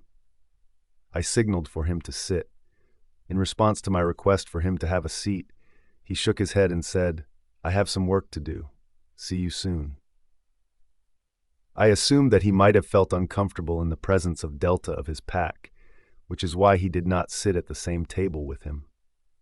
Even though I wanted to express my gratitude to Troy for keeping what had happened from my mother, I let him leave. "So how is your first day going?" Edger asked. "Just fine, same as before." He raised his brows. "Really? Same? But I thought you needed to do some personal things too." I looked at him in confusion. "Personal things?" "Yeah. Nowadays, Brian can't sleep properly, so I think in order for him to get a good night's sleep, you will need to give him a call and sing him a lullaby." I was silently staring at him for a few seconds before I suddenly burst out laughing. He was so funny. I grasped my stomach while laughing. He also joined me in laughing. "Don't mind. I was just kidding." "Yeah, I know." We tried to become serious, but then laughed once more. At that moment, we heard a deep voice, which caused our laughter to halt. "Done making fun of me behind my back?" After slowly raising my head, I took a look behind Edger's chair and spotted Brian standing there. His eyes were on Edger. I gulped and got to my feet. "Alpha." While Edger was looking at him, he moved a chair to make room for him. "Alpha, come sit." Brian ignored his words and looked at me. "I thought you were my secretary, but you are having lunch with my Delta." I was dumbfounded by his words. I could not help but think, do I have to eat with him now? Third POV. When Sophia saw Brian sitting on the chair next to Delta Edger, she sat down carefully on her chair. "Do you want me to order for you?" Sophia asked, thinking that it was her duty now. Edger chuckled and said, Yes. It's your responsibility to take care of our Alpha." Sophia blinked her eyes a few times and stood up once again. "What will I order?" she asked. Without looking at her, Brian replied, "Just tell them to serve my meals here instead of sending them to my cabin." "What about you?" she asked Edger. "I have had my lunch. I only sat here to have some chit-chat with you." "Oh, okay." Sophia nodded her head and turned around to make her way to the counter, which was far away from the table. As Brian saw Sophia waking at the counter, he turned his head towards Edger. "How do you know each other?" "We have met 2 times before." Brian raised an eyebrow. "Your gestures didn't look like you only met twice." Edger laughed when he saw a little change in his Alpha's behavior. He never asked him for a girl before. "She is a friendly girl. Anyone would love her company." Brian stared at him without saying anything. His gaze made Edger feel nervous. "Don't worry, bro. I don't like to play the second lead in anyone's story." Brian's eyes darkened upon hearing him. Edger raised his hands as if he were surrendering. "What? I was just kidding." Brian looked away from him and started to use his phone. "Alpha, I know that you don't have anything for her. It's just that you started to feel bad for her. Her life is messed up with this mate bond, and even if you want, you can't reject her. That's why you are helping her to get a good life." Brian glanced at Sophia, who was talking to a staff member and ordering food for herself. "You are right, I'm helping her because she is Abraham's sister." He shifted his attention to Edger and inquired, "Why did you show up here today?" Edger averted his gaze from him and replied, "It's about the Moon Valley Pack." Brian's expression changed after hearing the name of the pack. "What about it?" "Alpha Victor Laurent has returned to his pack. His father will hand over the pack to him soon." Brian's face turned fiercer as he stared at the black screen of his phone. Victor Laurent was Mila's brother. He was abroad for a long time. People said he had a health problem, and he was abroad to cure it. Everyone used to think that his father fixed his sister's marriage with Brian to get an alliance with him, or maybe later he would give his pack's responsibility to Brian. But his son had returned to his pack now, in good health. Going forward, he did not have any concerns about his pack. "Is he fully recovered?" Brian asked. "Yeah, his pack members are saying so." "It's good then. That guy should take over his responsibility like a man." Edgar glanced at his grimace and asked, "You canceled the engagement last time, so do you think he will?" "The staff said they would serve our food to the table soon." Delta Edgar got interrupted by Sophia. She took a seat in the chair that she had occupied earlier. She observed that both of the males remained silent. There were distinct expressions on each of their faces. One of them appeared to be grimacing, and the other appeared to be becoming anxious. "Is everything okay?" she asked after clearing her throat. "Yes, of course," Edge replied, getting on his feet. Sophia looked at him. "Are you leaving?" "Yeah, I came here to discuss something. I'm done here. I hope you will enjoy your food. You need to eat a lot. Being our Alpha's assistant is not an easy job." Sophia smiled at him and said goodbye to him. When she shifted her gaze from Edgar, who was leaving the cafe, she fixed her eyes on Brian. Brian seemed to be thinking something. Alpha, one of the staff members, arrived to bring the meal to the table. Brian lost his appetite. His mind was sulking about something else. During this time, Sophia waited at the table for Brian to begin eating. She observed that he was not moving a little bit. After grabbing a plate, she proceeded to serve Brian some food on it before positioning the platter in front of him. "Alpha," she called him to bring his attention back to the table. Brian came out of his thoughts and looked at her. He glanced at his plate. The slight move that she made him feel strange. He shrugged off his thoughts and began to eat. It was brought to his attention that Sophia did not take anything from the dishes that were presented to him. She was only eating from her plate. He wanted to tell her to eat from those plates, but then he refrained from doing so. He ignored her and continued to eat. The whole day, Sophia tried to focus on her work. She promised herself to take her job seriously. She decided to put aside the mate bond and work for her future. When it was time to leave the office, she walked out of her cabin and knocked on the door of Brian's office. "Alpha, won't you go home?" Brian glanced at his watch and sighed. He gave her a nod and stood up. Both of them left the cabin and headed to the elevator. As Sophia wanted to enter the other one, Brian stopped her by asking, "Where are you going?" Sophia pointed her finger to the next elevator. "You can use this one." Brian said this and entered his elevator. Sophia was stunned while standing there. Brian gave her a look, which made her return to her senses. She rushed into the elevator before it was going to close. "Thanks, Alpha. If she used it from now on, she would not have to wait for a long time in the work hour. It would make her work easier." When they went out of the company, Sophia bowed to him with a grin. Today, she was relieved that he did not irritate her in any way. "Thanks for the job, Alpha. I promise I will try to do it properly and will never give you a chance to complain about my work." After saying that, she turned around and headed to the bus stop. Brian ordered his driver to follow Sophia after getting into his car. The driver came to a stop across from the bus stop. Brian stared at Sophia for a long time until she got on a bus and left. Sophia's POV. Fresh rumors marked the beginning of a new day. People started to talk about me as soon as I walked onto campus. Did I become the talk of the town once again?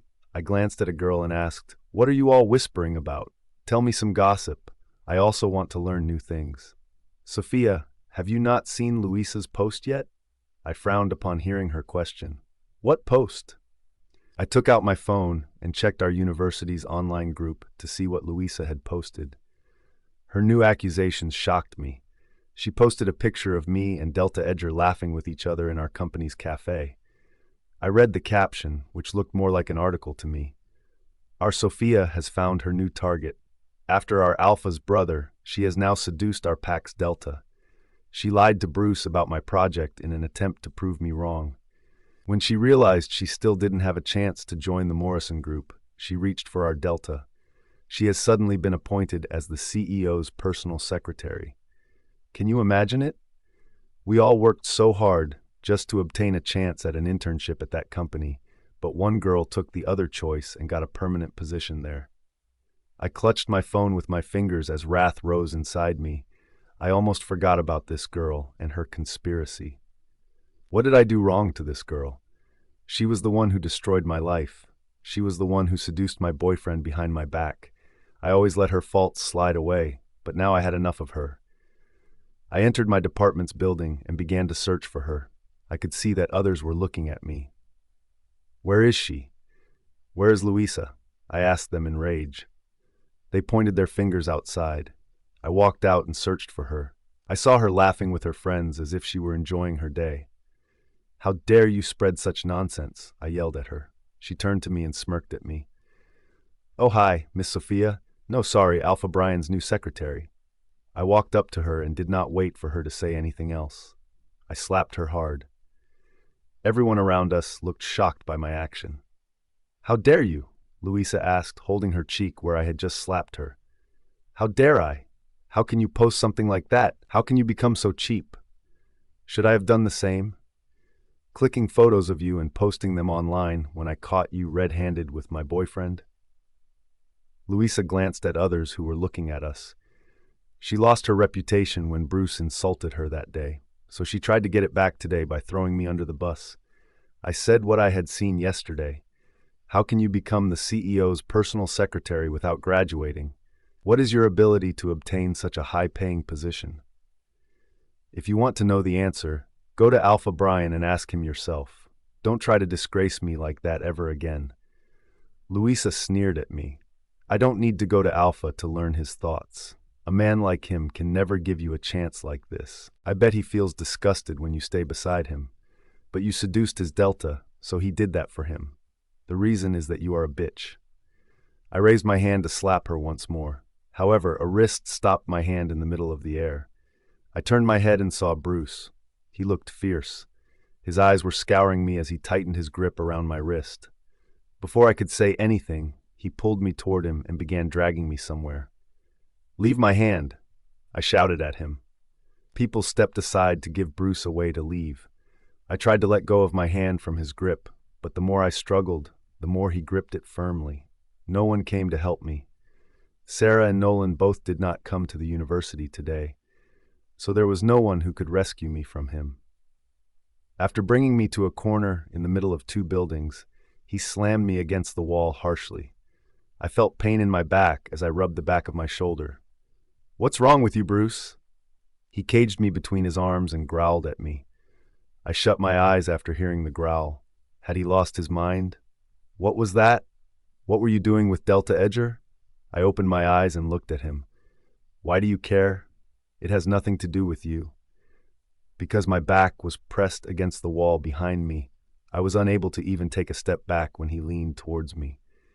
Can't you see what I'm feeling right now? I was struck by the trembling in his voice, which caused my heart to ache. My gaze was fixed on him.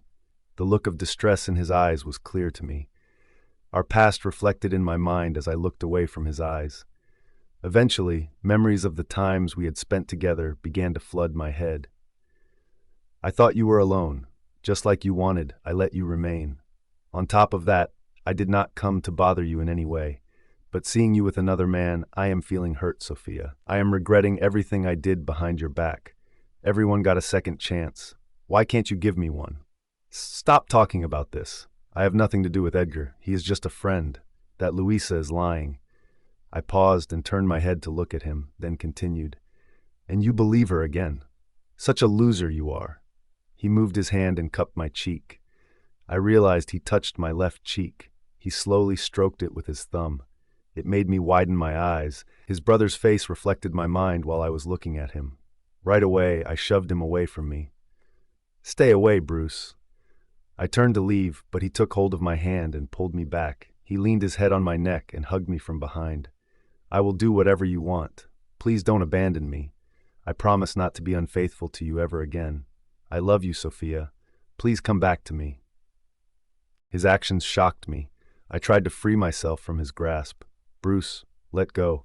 He tightened his grip around my waist. He shook his head as his chin kept brushing against my neck. I can't. The first time I saw you, I said it in my mind that you were mine. How can I let you go?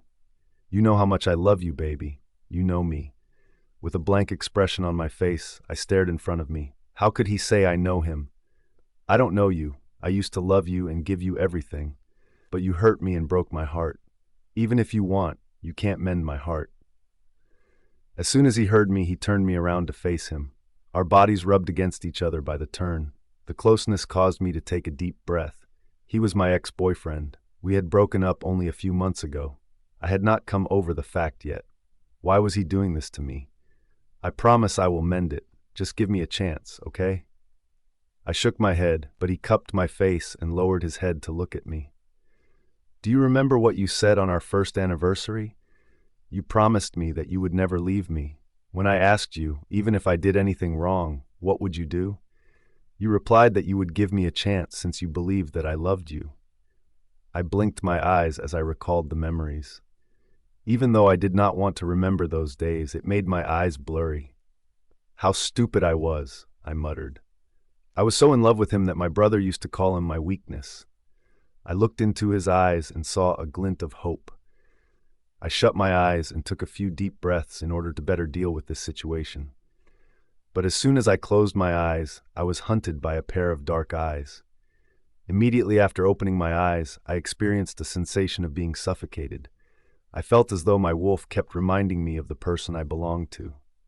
I bit my bottom lip and pushed him away from me. He looked at me with disbelief. Why?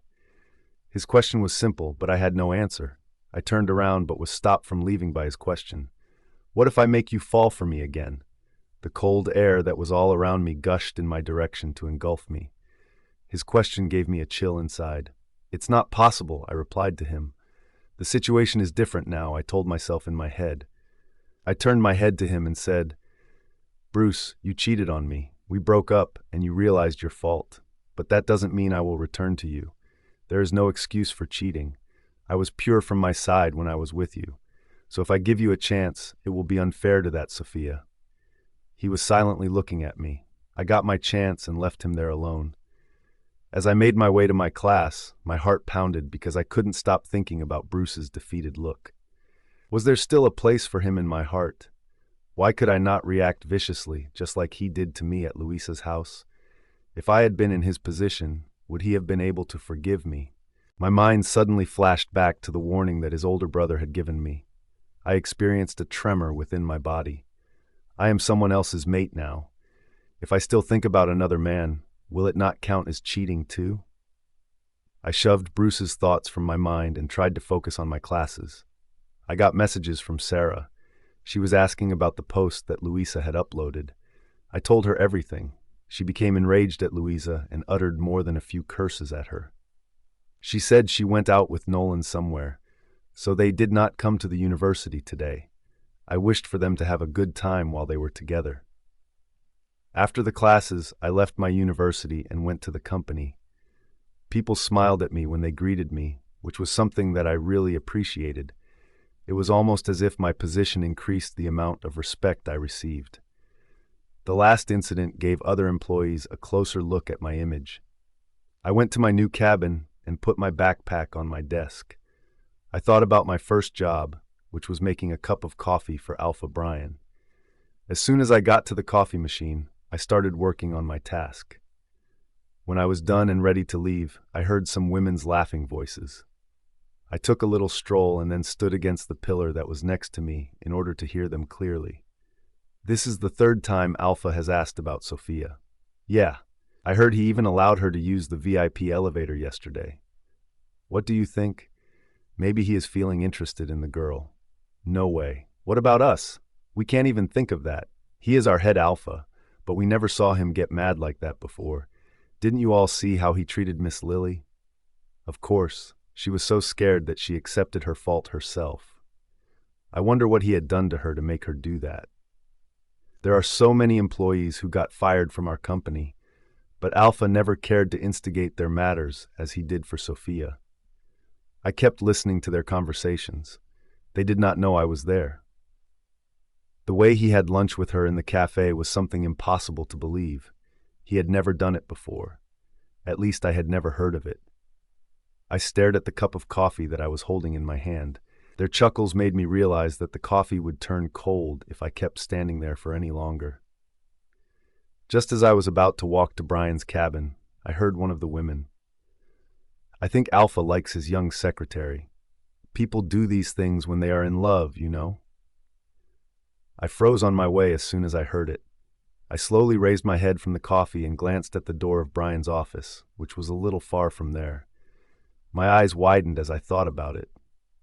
Does he really like me? Third POV. Sophia entered Brian's office.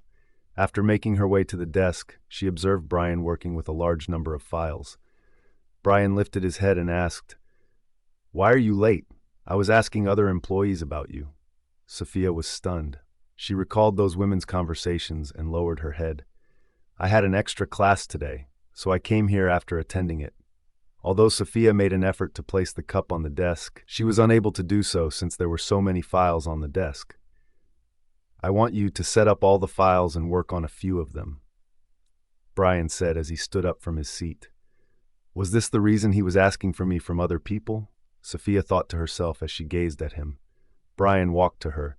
She did not take her eyes off of him. She had developed a familiarity with him over time. It was a struggle for her to adjust to being in his presence. Brian stretched out his hand and touched the cup.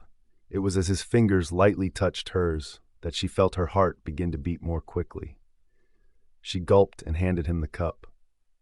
"Your coffee," she mumbled and turned to the desk. Following a thorough examination of the files, she started organizing all of the files in the appropriate order. Brian made his way to the couches and seated himself on one of them. He sipped the coffee while leaning his back against it. As he enjoyed the taste of the coffee, he closed his eyes.